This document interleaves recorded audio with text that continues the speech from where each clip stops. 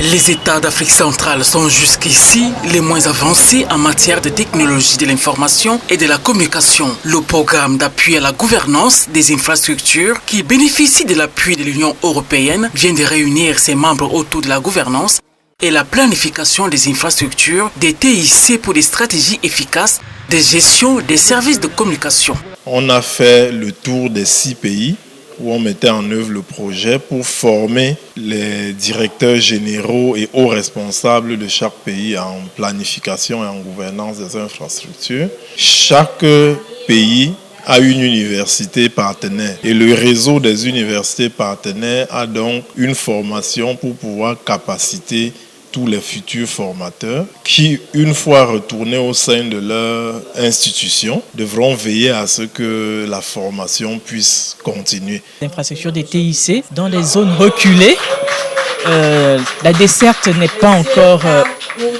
encore là. C'est-à-dire que toutes les zones ne sont pas couvertes et aujourd'hui au Gabon, on essaie d'étendre cette desserte-là dans les zones les plus reculées.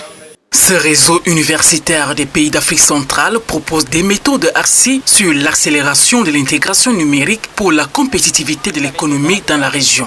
On a d'abord fait une collecte des données pour dresser la cartographie, une espèce d'état des lieux. Ensuite, on a mis sur pied une plateforme de l'Observatoire régional pour pouvoir recueillir toutes ces données-là et valoriser le capital humain. Les participants qui disposent désormais de manuels pédagogiques vont étendre les compétences dans le domaine de la gouvernance et la planification des infrastructures des TIC dans leurs pays respectifs. Avec le Tchad est un pays enclavé. Donc on se sert des fibres optiques sur les mers pour pouvoir, ou soit les satellites pour pouvoir faire la communication. Donc ça fait que le coût coûte énormément. Cette formation, c'est pour mieux gérer, si les infrastructures, bien gérer les matériels. Il faut mettre sur pied une stratégie.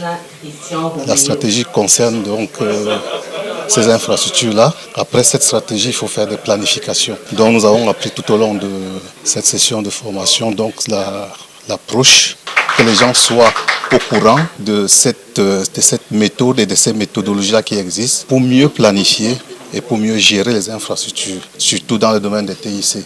Mais ça peut aussi s'appliquer dans tous les domaines. Pour l'heure, la couverture régionale pour la 3G est inférieure à 50%. Selon les scientifiques, la mise en œuvre des méthodes pédagogiques développées durant 10 jours va contribuer à optimiser le débit à grande bande et aussi à améliorer le développement social et économique dans la région Afrique centrale.